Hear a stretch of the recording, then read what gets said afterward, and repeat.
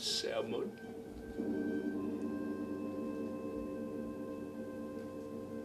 No.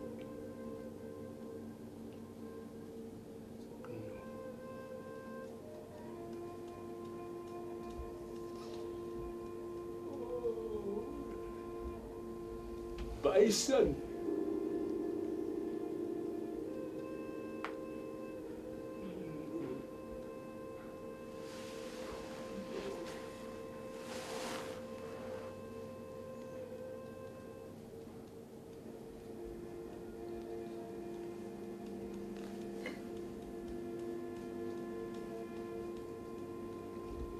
Rhododendron.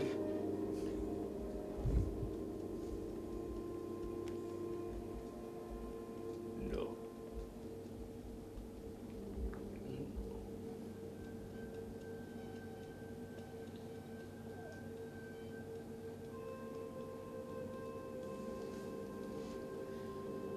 Oh. Oh.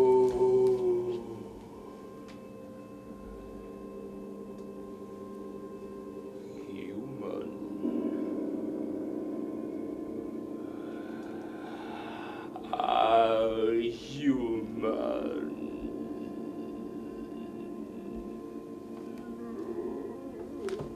Human. Human.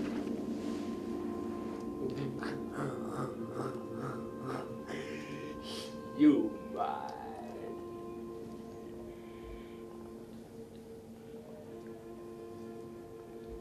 Human. You've grown. I remember you. I remember you in the dark before.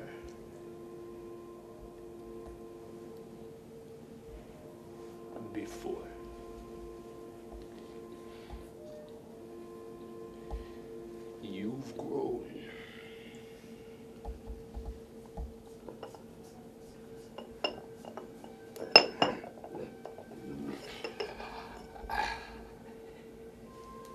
This was the one. Doesn't look like much now, does it?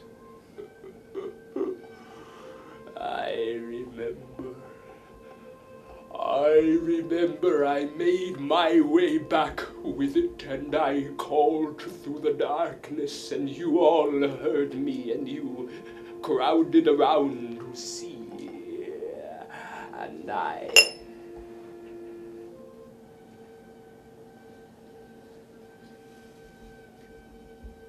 I'd been so frightened of being caught, I just scooped it up and skittered back without stopping. But now, here it was. And here we were. That first seeing. That first crackling, that first warming, that first burning.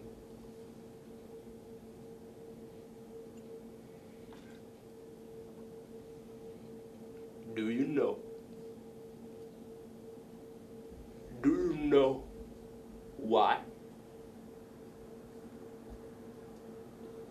Do you know why I gave it to you instead of anybody else?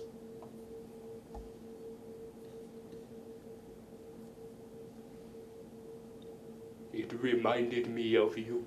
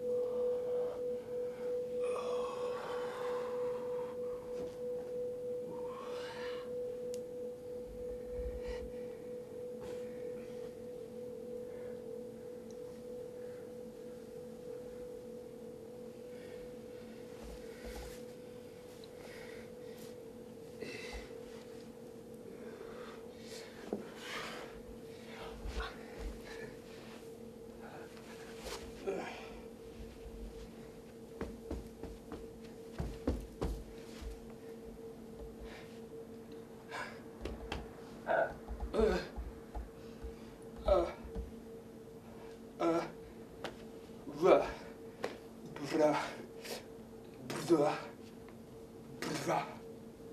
Bra. Bra. Bra. Bra.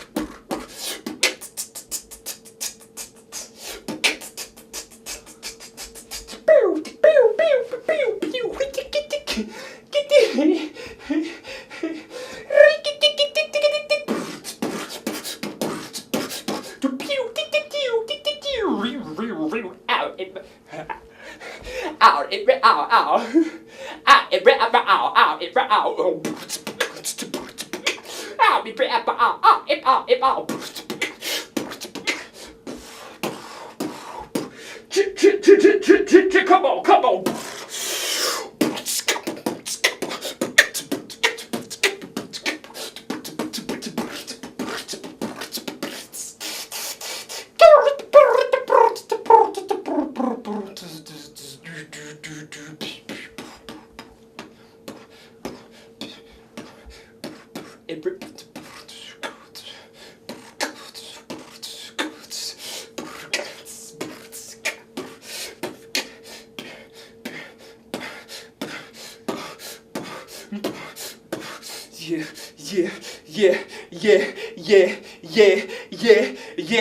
Yeah, I'm just a kid, but I got a lot under my lid.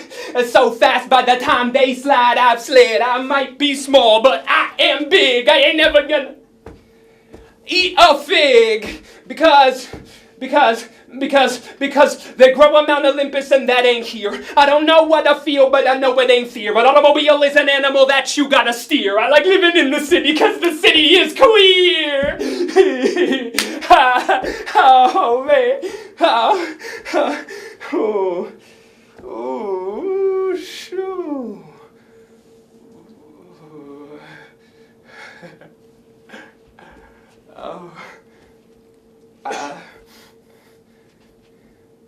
I heard this beard guy talking to his invisible friend on the subway the other day, and he was like, look at these chumps. I like that word, chumps. Look at these chumps in they shiny boxes. Ain't nobody look at anybody anymore. Ain't nobody human anymore. Isn't that such a funny thing to say? Ain't nobody human anymore. What else would they be? Man, people all blame the city for being all alienated like it's the city's fault. Man, city's just doing what we made it to do, yo. We made it, we put it there, we covered the whole world up with it so we wouldn't have to look at anybody's eyes. And we thought that would make us want to stop looking at anybody's eyes. I can understand why we want to make a big, hard, gray thing to look at instead of people's eyes. People's eyes are scary, man. Some people got eyes, they look so sad you just want to hug them and punch them at the same time. Some people, like that one bench down at the park, got eyes make you feel like they ain't sure if you're a person or a crack rock, but they're about to smoke you just to make sure. Most people's eyes, though, man, just look so tired. Like, tireder than tired. Like, it's like nobody ever sleeps. Do you sleep? Or do you just close your eyes and pretend? Probably it's the, my sister told me this word once, it's a hard one, cacophony. Cacophony is like if you had every radio station playing at the same time and turned all the way up. That's what the city's like all the time. Even when everybody's at home in bed pretending to be asleep, there's still all this loud around, man. It's like even without all the sirens and the gunshots and like the screaming night people, it's like the air is loud. Oh. It's like a every's loud. It's like a every's loud. The every's loud. Every's loud. In the city, the air is loud. In the city, the hair is loud. In the city, the riot is loud. In the city, the quiet is loud. And I can't stop listening. I can't stop listening. I can't stop listening. I can't stop listening. I said, oh Lord, gonna open my ears. Open my ears. Open my ears. Oh Lord, gonna open my ears.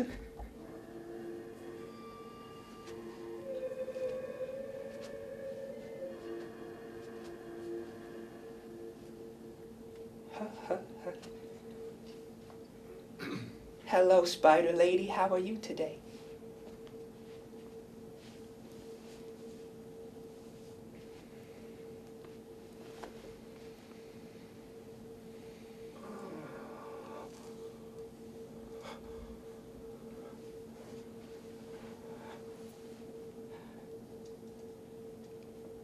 Pleased to meet you. I'm Pablo.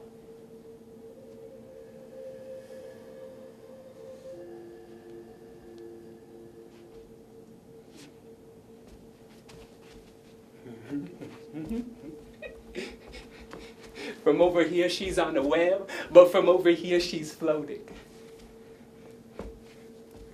Man, I don't know why people don't like spiders. Lars, the pizza shop man, I saw him squish like 3 spiders once, like 1, 2, 3, bop, bop, bop, and he was like angry at them just for being there. Like, it's Spider's fault Lars, the pizza shop man, makes the worst pizza in the city. Man, how would Lars the pizza shop man feel if he was minding his business, making soggy pizza, and a mega big pizza spatula came down and squashed him flat? Probably would not see the error of his ways, man, because Lars the pizza shop man is dumb, man. He is so dumb. He thinks 3 hairs on your face is a mustache, man. Man, people think just because something is small, you're allowed to step on it like you're supposed to, like it's the rules. My sister always says, never follow a rule that doesn't make sense to a forest. I don't know exactly what that means. And I ain't never met no forest because there ain't no forest anymore, but I'm pretty sure a forest wouldn't squash nothing for no reason. What do you think? Yeah, Tika would know. She ain't here right now. Tika's my sister. She is smart. She is very smart. She is going to the city university and she is getting a master's degree. That's right, she's gonna be a master. Ain't nobody gonna be a master if it's super crazy smart. And she was smart. Tika was smart before she read all them smart people books. Because Tika's not just very smart, Tika is belly smart. This one time we was on the bus and one of them dudes got on the bus that's like having a conversation with the whole bus. Like he's like, what a day.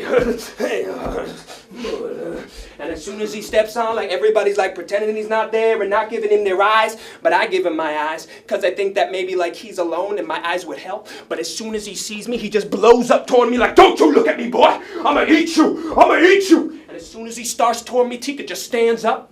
And she's mad, man. She's real mad. Like she's hot like an opened up oven. And I think she's going to beat him down, but she doesn't. She just takes her hand and lays it right in the middle of his chest like that. Gentle. So gentle. Like it reminded me of how she used to rub my back when I wake up from a bad dream. And the dude just stops. And he looks at her. And dude just starts crying like a little baby. And I can tell that he wants Tika to hug him. But she doesn't. She just takes her hand right back, sits right back down next to me.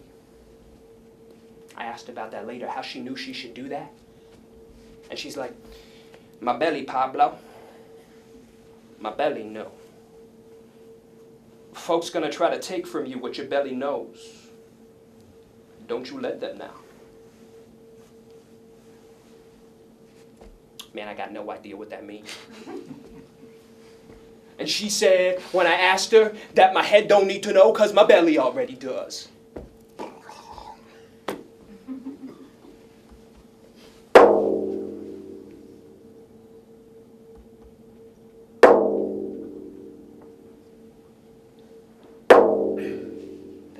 problem. There's a problem here. I don't know what to do now. Because the problem is, my sister is gone. And the problem is, I don't know where she went. And the problem is, when I don't know something, I ask my sister. So the problem is, I can't ask her where she went because the problem is she's not here because she's gone. She's been gone before, lots of times. But only for a couple of days, and then she'd come back, and she'd be real sad and tired, but she'd be happy to see me, and she'd be back. But she's been gone for 7 days, which is longer than any of the other times.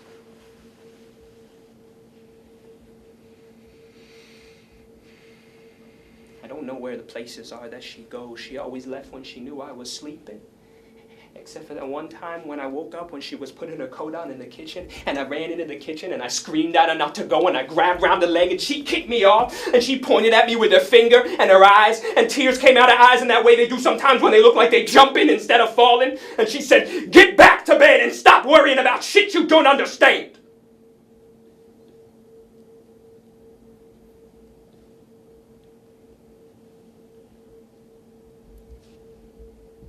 I guess wherever she goes is like one of those things that grown-ups think that if a kid knows about it, it'll hurt it.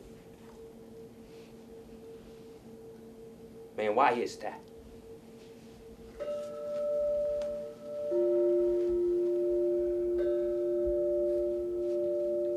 This one time, when Tika had her day off, we was walking to the museum, and we was walking through the square right by the big swishy splashy fountain, and I stepped on a song. I stepped on a song, and it rushed in through the bottom of my foot, and I just couldn't help it. I had to stop and let it out, so I let go of my sister's hand, and I left my feet right where the song came through, and I just started flowing right like...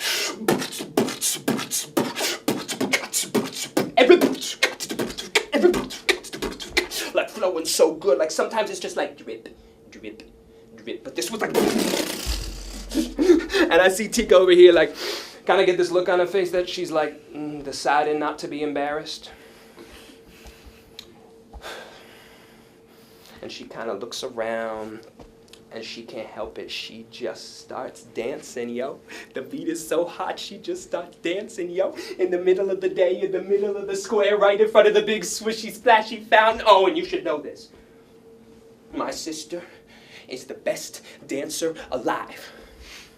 Ain't nobody danced like her before, ever, ever, ever. When she dancing and she's going real good, it's like she's bigger than herself. It's like she's the same size as herself, but she's also like bigger than herself. It's like she was Tika, but she was the fountain. She was the fountain. She danced just like water dances. So, like, I'm making the sound from the ground, like, and she's the fountain. And people start walking by like, oh, shit. And we're like,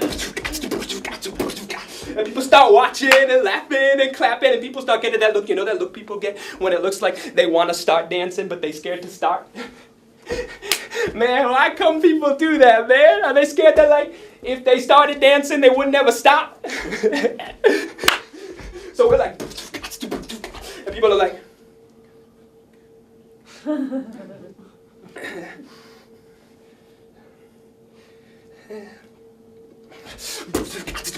so we just start inviting them, right? And sometimes people just need to be invited, man. We just invite them, and they start dancing, man. They start dancing, yo, in the middle of the day, in the middle of the square, right in front of the big swishy splashy fountain. Oh, and Tika is so fountain that they get caught up in it, and they start being fountain too, because that is why Tika is the best dancer alive. Because when she's dancing, and she's going real good, she makes other people just as good at dancing as her, and she's the best dancer alive, so they get just as good at dancing as her, and she makes people even better at dancing, so they start making her even better at dancing, and she's already the best dancer alive, so everybody's all making everybody even better until they're like a fountain big enough and beautiful enough to hold the whole dang ocean. And people on their phones like, oh shit, oh man, whoa. This is all on YouTube now. You can see it if you want. It's not the same though, man. It's like everybody looks real beautiful, but nobody looks like a fountain, not even Tika. I wonder why that is. Is it like becoming a fountain is something that can only happen while it's happening?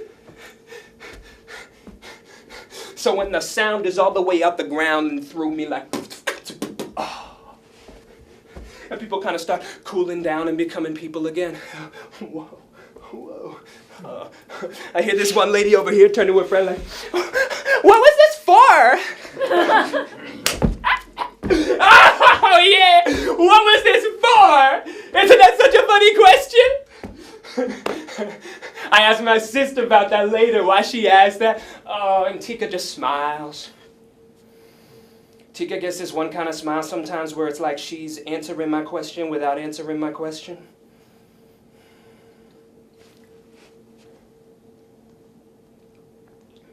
Am I for something? Yeah, dude. What am I for? You're for me, Pablo. You are for me. And I am for you. Ah. Okay.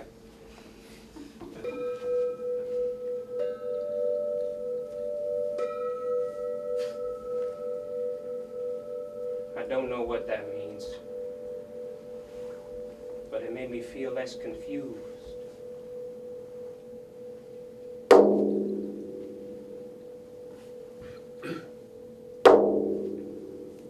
My sister is gone, and I don't know where she went. And I can't ask her where she went because she's gone. And I can't ask her how to find her because she's gone. If I am for my sister, and she is gone, then what am I for now?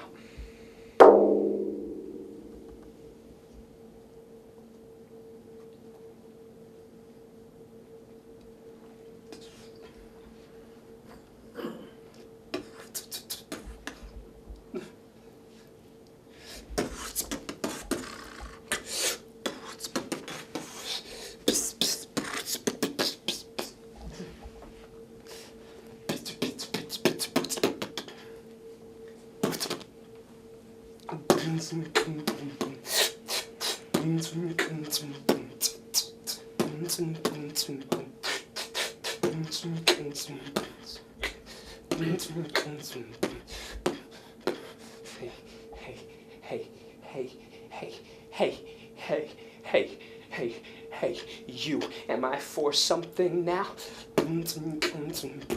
Hey, you, am I for something now? I feel like something. I feel like nothing. I feel like jumping. I feel like something isn't right.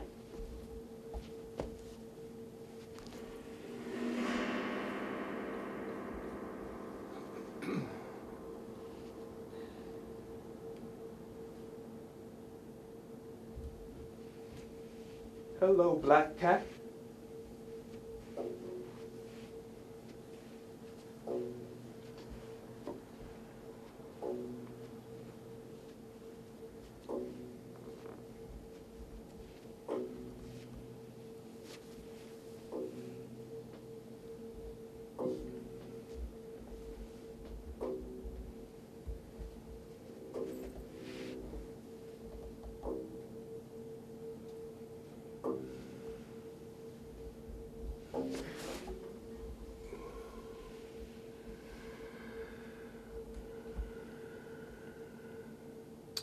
I am telling the boy what I saw from the shadows 7 nights ago. It is dangerous to walk the city streets at night. Not for me. For you. I saw her neck stiffen and her pace quicken. Saw her lengthen her stride. Saw her swallow her panic and prepare to run. Her forehead sweat and her eyes blaze. At the edge of every street lamp glow, as it was in ancient times when the circle of firelight ended and became night. Wherever there is a line where light becomes dark, there is a door.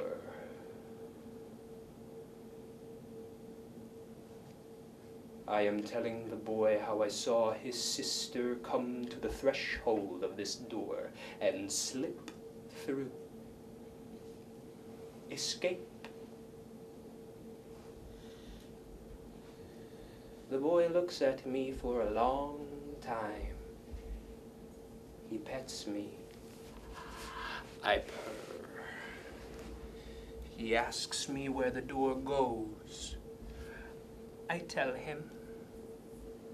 He nods. He says, "So she's here, but she's not here? She's sorta gone, sorta not gone, and she's sorta safe?"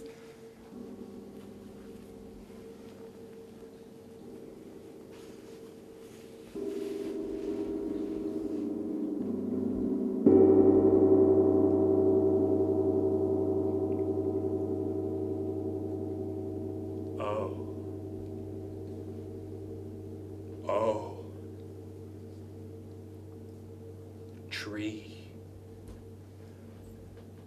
Tree, you're moving. You're so slow. Man, you're like a sideways river flowing in both directions. Downing, upping, outing, inning, downing, upping, outing, inning. You push the sidewalk up. You're pushing it up right now. You are moving.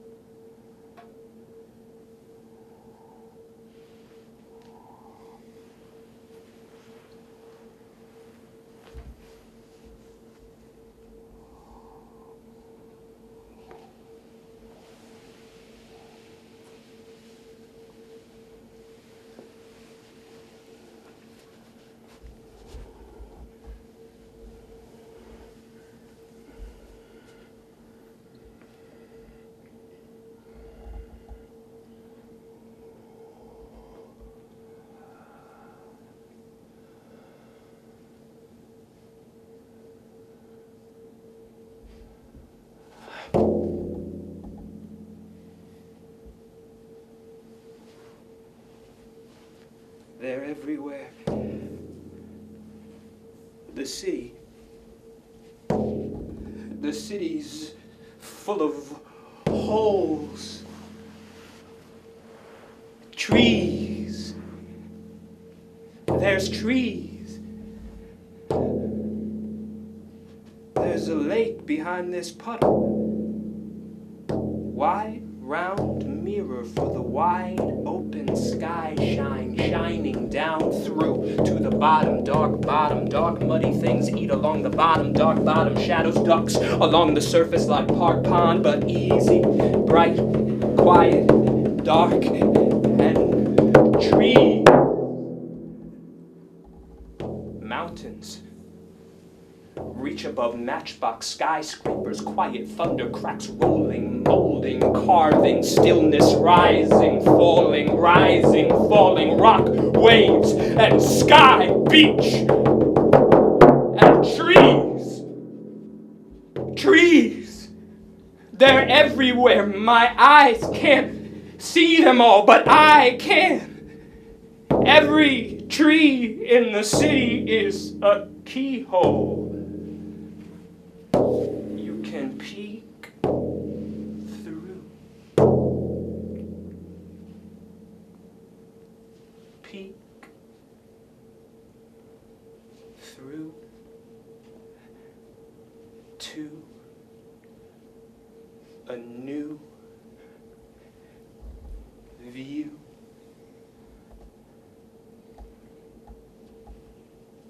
Shoe, stew, flew, chew, grew, grew, grow, grow, grow, grow, grow, grow, grow, grow.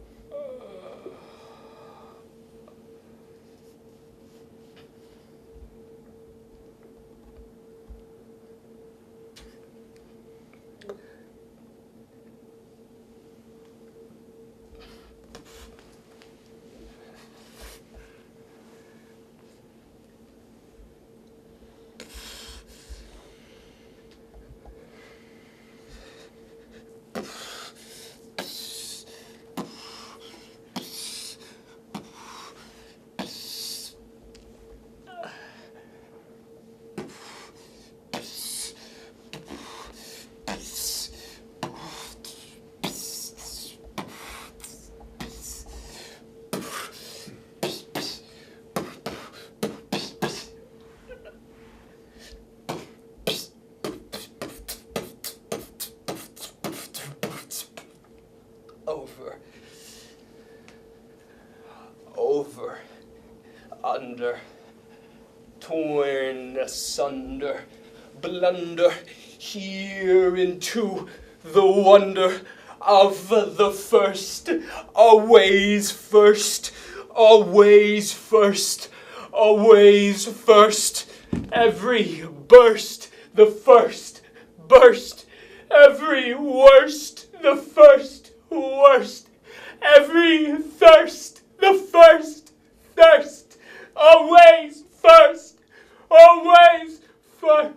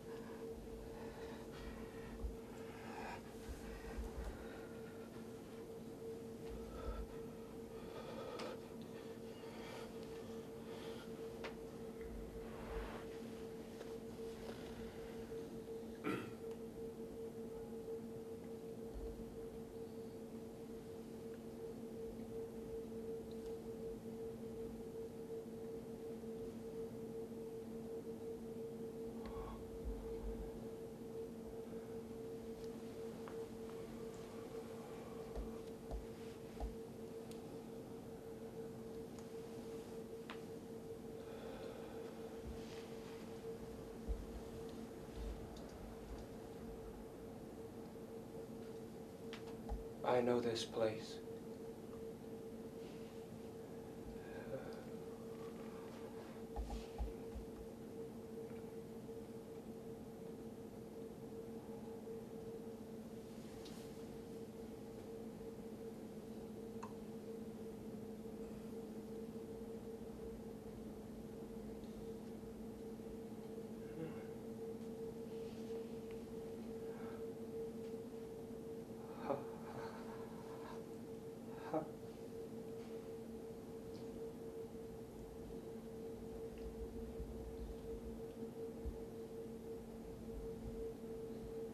I know you.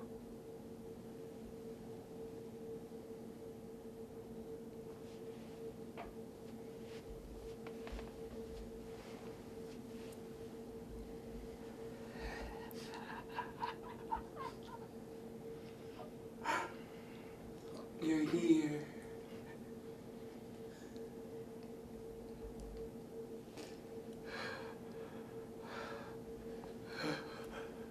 Oh.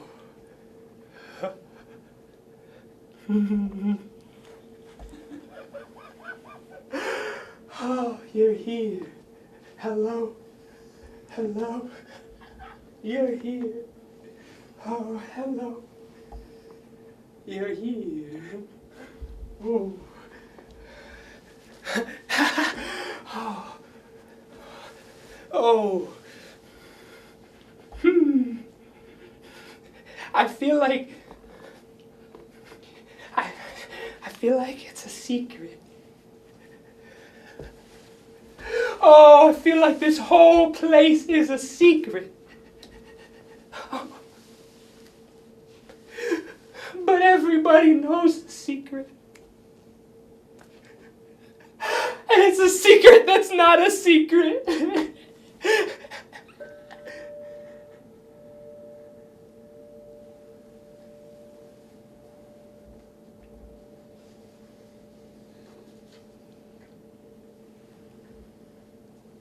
Oh. Tika's here.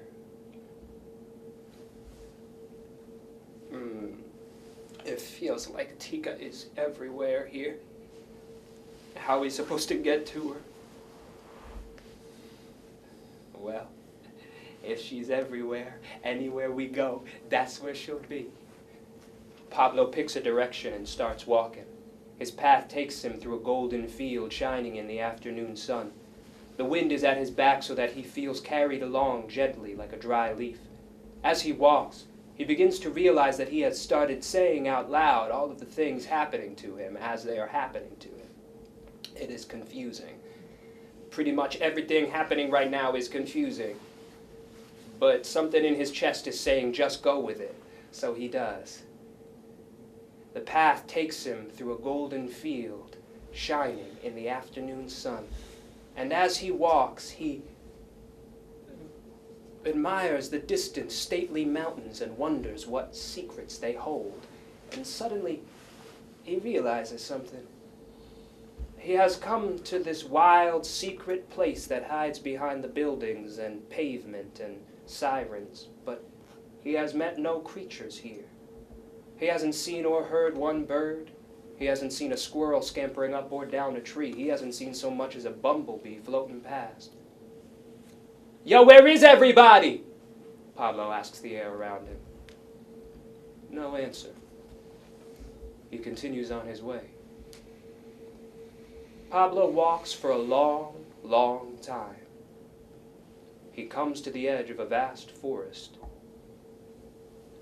These trees are not the lonely, straight up and down trees sprouting from dirt squares on a sidewalk. These trees are ancient, gnarled, twisty, mossy. Something about these trees and the darkness their density creates frightens him. He does not want to walk into this forest. He suspects that this forest wants to murder him.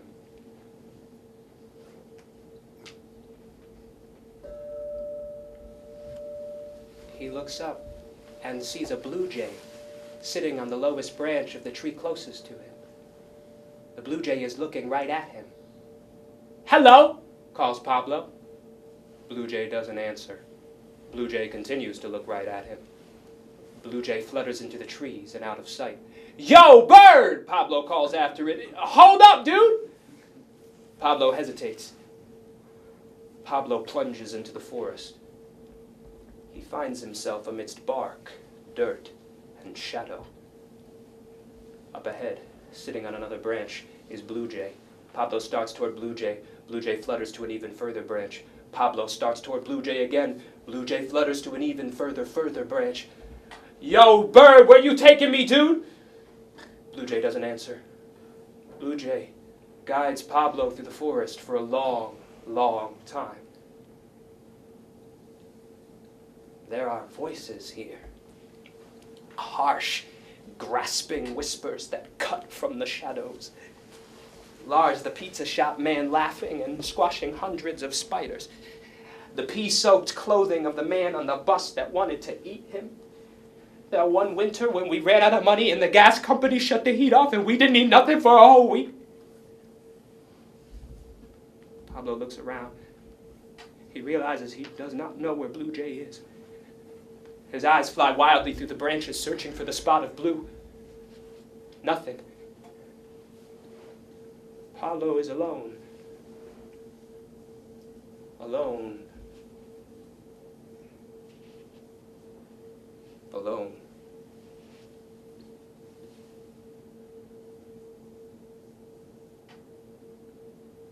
Pablo sees it. The spot of blue, farther than he thought to look. There. It's there.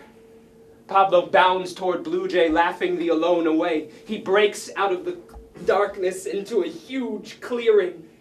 Sunlight, warm breeze. He looks to Blue Jay. Blue Jay is sitting perched on the root of the tree, sitting in the middle of the clearing. Pablo's eyes follow the trunk up and up and up and up. The biggest tree Pablo has ever seen. He watches as the branches reach higher than the ceiling of the sky, as the roots dig lower than the core of the earth. He looks up to just catch sight of Blue Jay disappearing into the tree's roots. Pablo starts forward, looks between the roots, and sees the mouth of a tunnel. Pablo enters.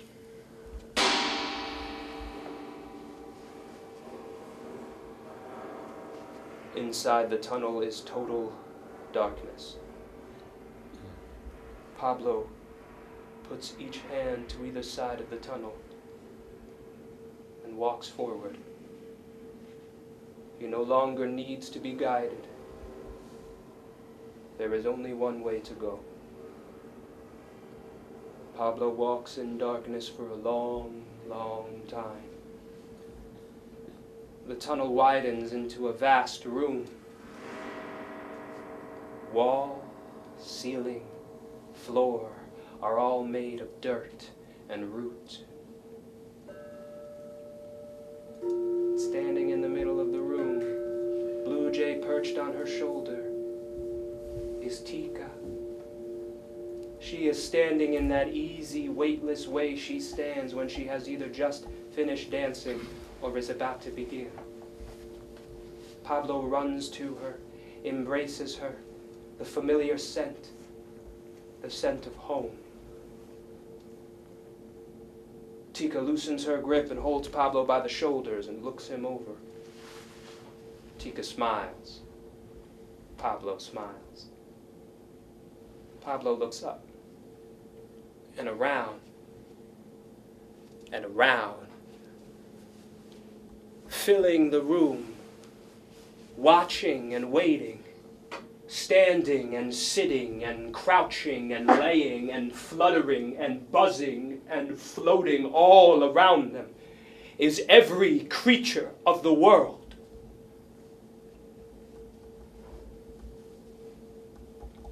Imagine an animal. That one is there. Imagine another animal. That one is there too. Imagine a bird.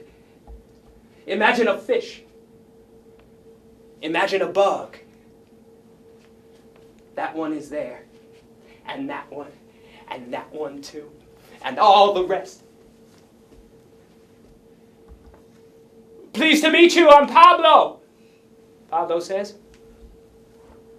Welcome, grandson. Hello, Spider Lady. We are so glad you could come. Do you know why you are here?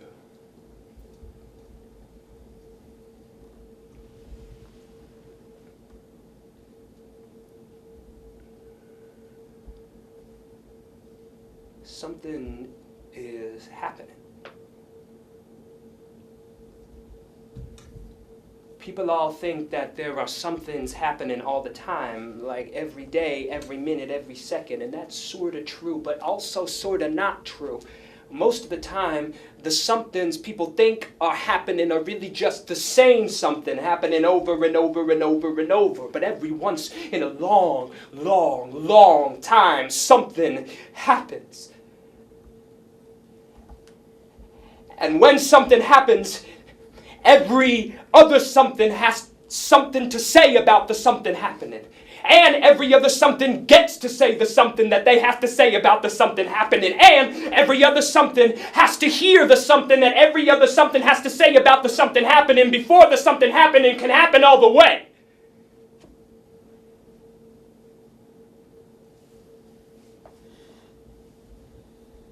Grandmother Spider smiles. Pablo smiles. Pablo looks around. Hold up. This isn't everybody. There's more folks coming. The room is silent.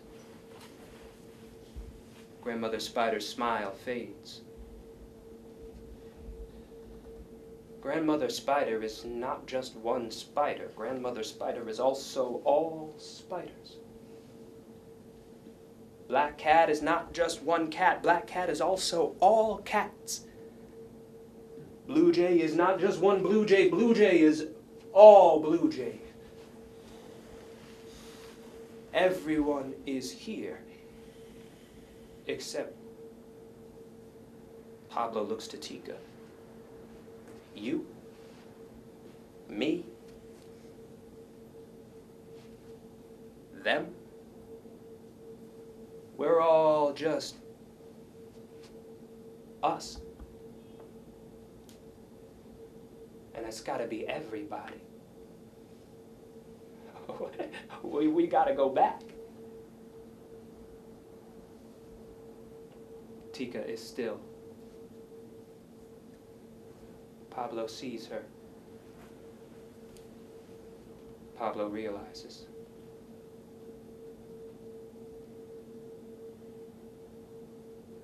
I gotta go back.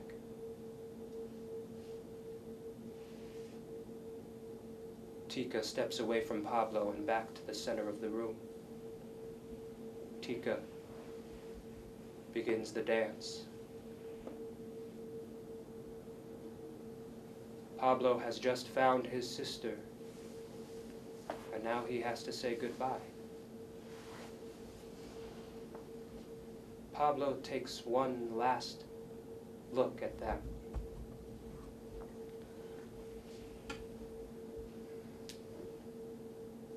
He looks like he might have something to say.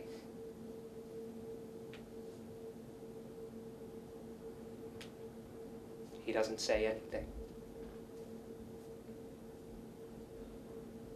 Pablo turns and starts back toward the city.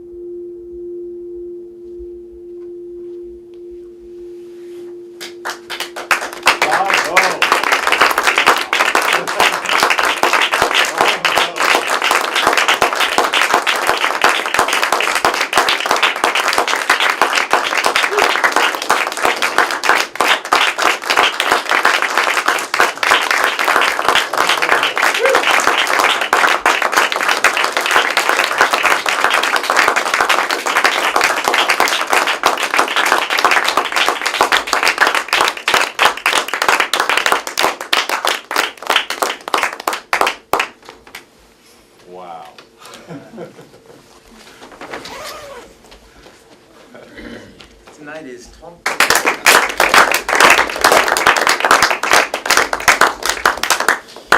So this is a talk back. This is Gabriel Rodriguez, who wrote Hi. and directed the, not Gabriel. directed, but wrote and performed. Remember him from the performance, maybe? Kokoro Tani is from Japan. She's on an internship with us, and she was so able to jump right in and actually become a player in the show. So we're grateful for her presence as well. She also helped with the set design. And we also have our two lighting operators here, Sean Mady. If you have any questions about lighting, you can also ask them. They're going to be busy with things here. And this is David Anderson, who directed the play and is the artistic director of Walking the Dog Theater.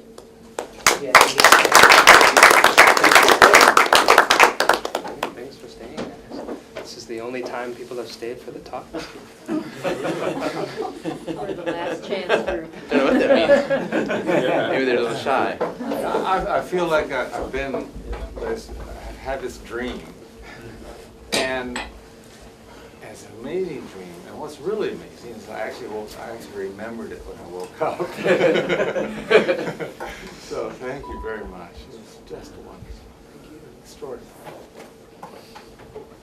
Are you going to do this more, this play? I don't know. I think I'll know that maybe in a couple weeks after I'm gonna go home and watch TV with my mom for a while and have Christmas, and then I'll know, I think. How long have you been working? On and off about a year. The real hardcore work started in August. Yeah. Thank you. Wonderful. Thank you. Gabriel, where do you find your inspiration for these things? Everywhere. This one in particular was very much inspired by my girlfriend and her way of looking at the world. She was a Waldorf child and I wasn't. So a lot of stuff about how I look at the world and how she looks at the world and how those viewpoints clash. That was kind of a lot of the sparking of this play. There's also something called the Dark Mountain Project that I discovered and was definitely a reservoir for a lot of feelings I was having about the climate crisis and about my own personal connection to the earth, and I didn't really know what to do with them, and that was definitely a fertile ground for me.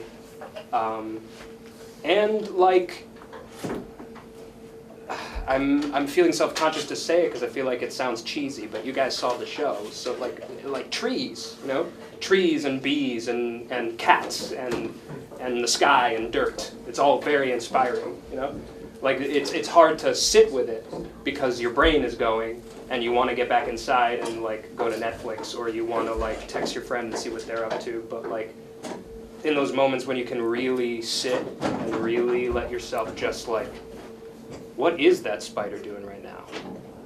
And be there with it. It's never not inspiring. Yeah.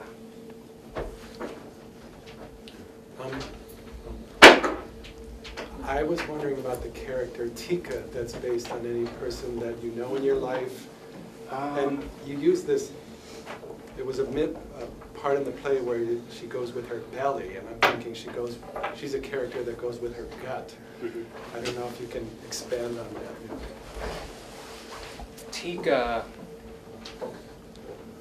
I'm not sure exactly where she came from. She came out of the play. She's definitely a reflection of a lot of the more important women in my life. My mother, my girlfriend. I've been blessed to have encountered a lot of people, specifically women a lot of the time, who go from the gut and are very earthy, grounded people. My mother was basically raised by her grandmother, who was this old Puerto Rican lady who was steeped in folk wisdom. And couldn't read and write, and was one of those people who would daily kill a chicken by swinging it around by its neck, without even it was like brushing her teeth. You brush your teeth, kill the chicken. That was just like her. So my mother has that vein running through her. My mother can be oh, it's gonna rain later, and just kind of know it in her. heart or gut. I think mainly from that.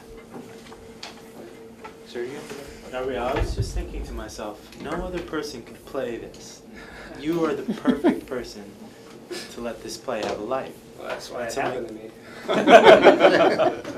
So my question is, David, what was it like to guide Gabriel through this, with this?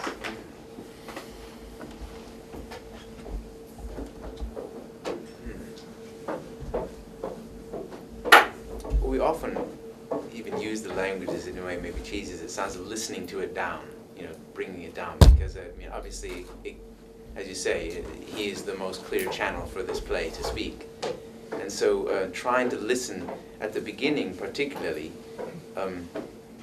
how can we find a way for this voice to be most clear? So how it was a lot of fun to find that. It was also a lot of, it's infinitely full of discovery, actually. Like every day, where will it take us now? And even at the beginning, because the plays, even the final form of the play, wasn't even there yet. We were still finding how does it want to look? How does it want to sound? And so that was really fun, to have something coming and trying to listen to it. How does it want to speak? What is the voice it wants to have? And then having lots of images and directions, doors into it. Every day it felt like we found another entryway into the play. And so that was a wonderful discovery. And because Gabriel is so transparent, he's like an easy window to look through. I finished writing it the day before rehearsal started. So our first couple days of rehearsal were like picking up the text and realizing there were a lot of extra words in it. So the first couple of days was like pruning, because there was a lot of like, David would kind of hear these moments of like, this doesn't sound like it's in the play. And I'd be like, you're right. That's just there because I was blabbering,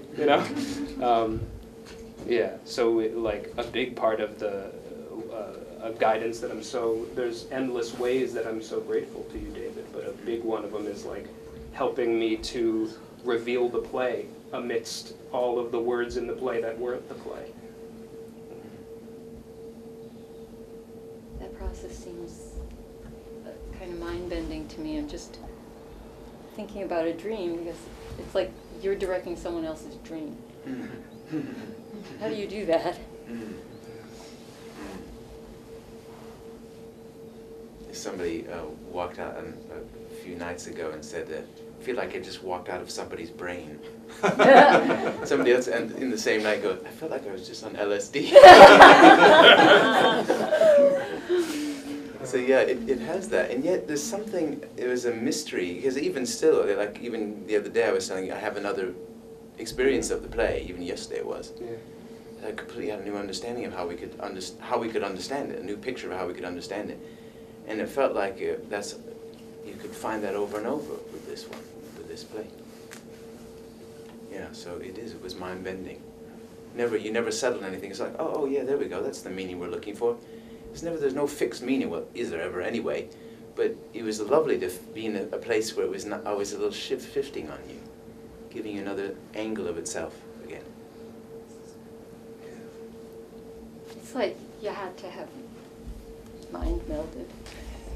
I mean, how did you? Yeah, well, it helps that we kind of have a similar language, or we find a language where that we share quite easily. We've been working together for a few years, so it helps that we have that. Ben? Hi. Thank you very much. I want to have a lot of conversations, but one, I was wondering if you could speak to what you feel it means, what psychosis is, and what we've been talking in the audience about altered states, dreams, LSD, and mind melding and changing characters. Can you speak either as Pablo or as yourself as what it might mean to not live in the reality that ostensibly we share? Well, in terms of crazy, I mean, I always kind of go the Ken Kesey route on that. I don't believe in crazy. I believe that there are some things that are approved of and some things that aren't. There's some things that say like, well, that doesn't fit. Let's say you're crazy because you're making me uncomfortable and you're in my way of the stuff I gotta get. You know?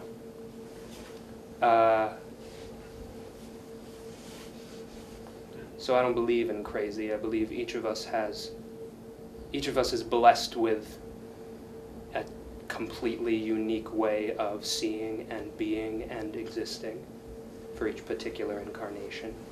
And some of them are deemed wrong, some of them are deemed right by, you know, the varying layers of what is, you know, the game. Depends on what game you're playing. So, yeah, I guess there is an interpretation to be made that Pablo's going crazy, you know? He's just standing on the street corner, up in his mind, going insane, and nothing's actually happening to him. I look at it as there is a unity. There is a thing that is all things, that some people call God, and some people call the universe, and some people call the multiverse, and some people call the totality. And then to say a particular thing is not all of that at once is to tell a story. You can't say anything other than all things possible without telling a story about it. So we are each here to tell a story. We are each here to tell many different stories that make up our one particular story. And the universe is stories. A planet is a story. A person is a story. A single molecule is a story. And even to say the totality is a story, because you can't actually talk about it without telling a story about it. Yeah. And somebody with psychosis is just somebody that they've been labeled as telling the wrong story. That's why.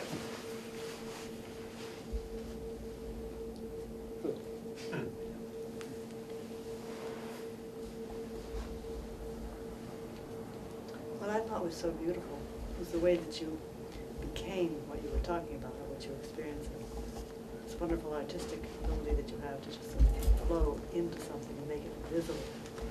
And I'm imagining, I don't know, you can say a little more about, I would imagine every night the play is different.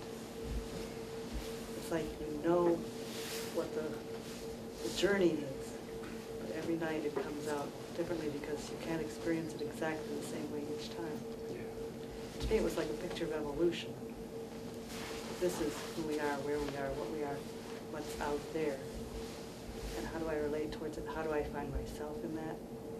And how do I go on? And you did that so beautifully and so artistically. It was like, it gave us the experience that you put it in art, and then you can experience it. And then you can find the way to go on. So it was very beautiful.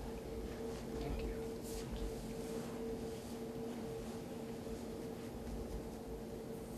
Yeah, we've been calling it the stream. How to receive from the stream. How to let the thing happen rather than making it happen. Controlling it.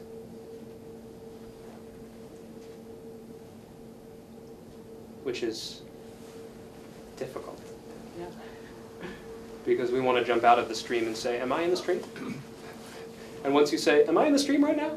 You're not in the stream anymore.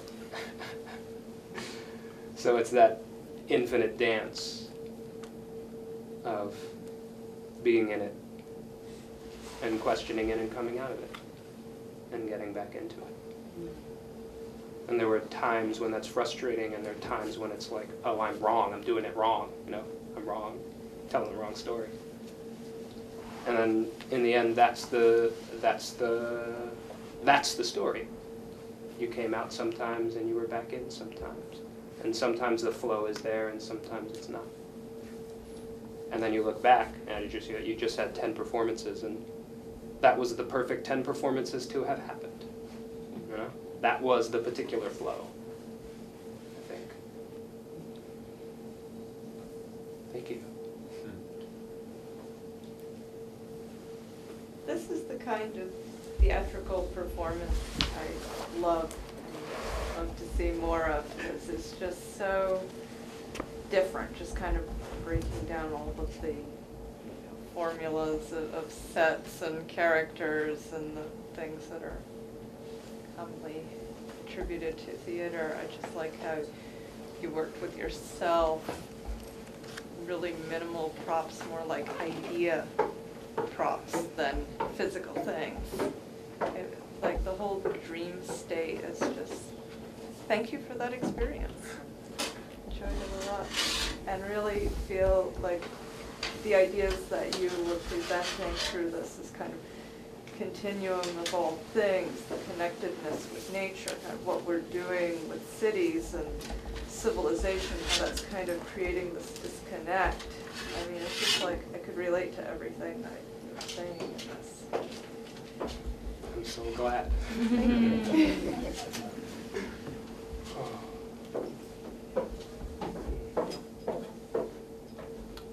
That opening movement where you were just kind of moving, was that something that just happened in the rehearsals? Did you have an idea and say, well, I have some kind of movement? How did that come about? I don't know. You did. I do know, but I don't know if I should say. Is that like...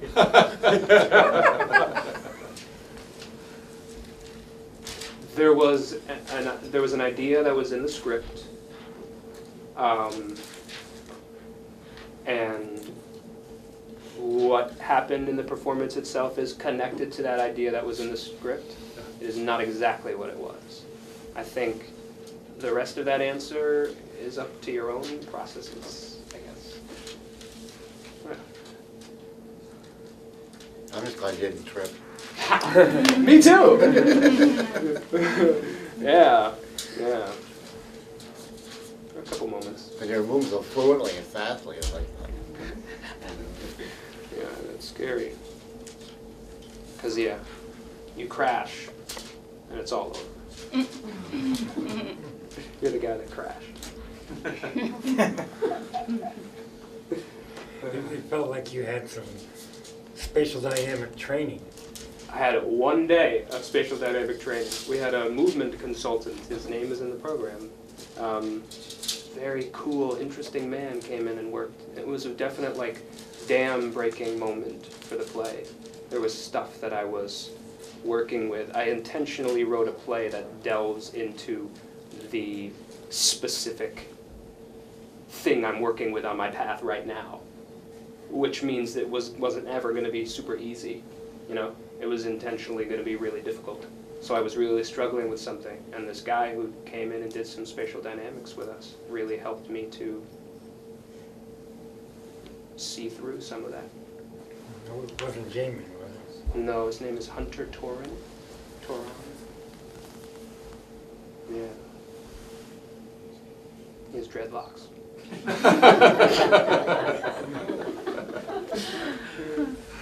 He's quite a character. Mm-hmm. Oh, yeah. Oh. Still filming. Was the set, just the set, was it something that came about because of the space, or was it an idea you had before you were in the space? Because this space lends itself really well to how this set is. I am often very militantly like anti-set, anti-costume, anti-buildings. If I had my druthers, we would all be doing theater naked in the woods. But this happened, and it's wonderful, and that wasn't me. So to answer your question, all of it, Yeah. actually, the space and this fabric, it kind of fit well. And obviously the first scene and the whole dream aspect, you know. It was an inspiration from David. He kind of saw fabric before we put this here, so that's why he was like talking. He saw. Yeah. It was so much fun to do, as you can see, like painting with cloth. Yeah, we were so gleeful that day. Such We a kept joyful having these day. moments of like, ooh, look at it!